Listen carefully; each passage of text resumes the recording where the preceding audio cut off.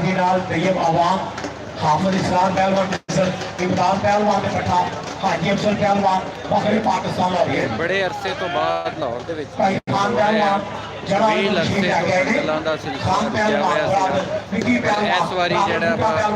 ਵੱਡਾ ਕੰਮ ਹੋਇਆ ਦੰਗਲ ਦੁਬਾਰਾ ਤੋਂ ਸ਼ੁਰੂ ਹੋ ਰਹੇ ਆ ਇਸ ਟਾਈਮ ਇੱਥੇ ਦੋ ਮੁੰਡਿਆਂ ਦਾ ਮੁਕਾਬਲਾ ਹੋਇਆ ਬੱਚਿਆਂ ਦਾ ਤੇ ਇਹਨਾਂ ਦੇ ਵਿੱਚੋਂ ਜਿੱਤਣ ਵਾਲੇ ਦਾ ਐਲਾਨ ਹੋਣ ਲੱਗਾ ਵਾ ਤੇ ਇਹ ਤੁਸੀਂ ਆ ਦੇਖੋ ਕਿ ਇਹ ਪਿੱਛੇ ਵੀ ਦੰਗਲ ਹੋ ਰਹੇ ਆ ਆਵਾਮ ਜਿਹੜੀ ਆ ਜਮ੍ਹਾਂ ਵਾ ਬਹੁਤ ਜ਼ਿਆਦਾ ਇੱਥੇ ਇਕੱਠੀ ਹੋਈ ਆ ਤੇ ਆ ਤੁਸੀਂ ਇਹ ਦੇਖੋ ਕਿ ਹਰ ਪਾਸੇ ਪਹਿਲਵਾਨ ਹੀ ਪਹਿਲਵਾਨ ਦਿਸ ਰਿਹਾ ਅੱਜ ਤੇ ਬੜਾ ਅੱਜ ਮਜ਼ੇਦਾਰ ਸੀਨ ਬਣਿਆ ਹੋਇਆ ਵਾ ਤੇ ਆ ਦੇਖੋ ਇਹ ਮੁਕਾਬਲੇ ਹੋ ਰਹੇ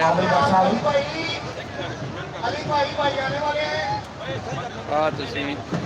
ਆ ਦੇਖੋ ਸ਼ੁਰੂ ਹੋਣ ਲੱਗਾ ਮੁਕਾਬਲਾ ਪਹਿਲੇ ਰਵਾਇਤ ਆ ਕਿ ਹੱਥ ਲਾਉਂਦੇ ਹੁੰਦੇ ਆਪਸ ਚ ਫਿਰ ਮੁਕਾਬਲਾ ਸ਼ੁਰੂ ਹੁੰਦਾ भाई मैं यूसुफ कुमार जी को कहेगा मैं उसका कहता है यूसुफ कुमार देखो पता तो लग गया ना मुकाबला हो रहा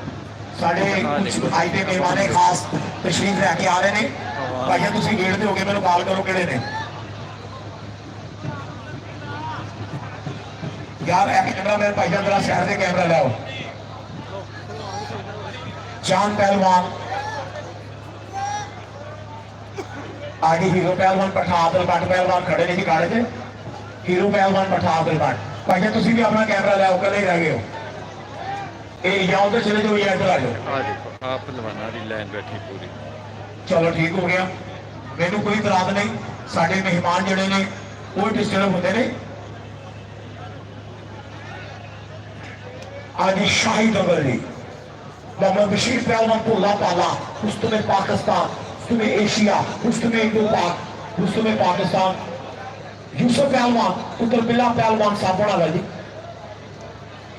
आज ही गाड़ी पहलवान छोटा मंडी वाला बेटा चांद पहलवान तशरीफ लैके आ गए जिन्होंने खुश आमदीद कहते हैं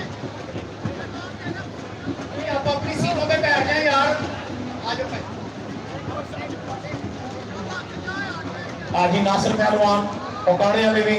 नाल आए ने असं उन्होंने भी खुश आमदीद कहते हैं जी आदिलबाग साहब थैंक यू मेहरबानी शुक्रिया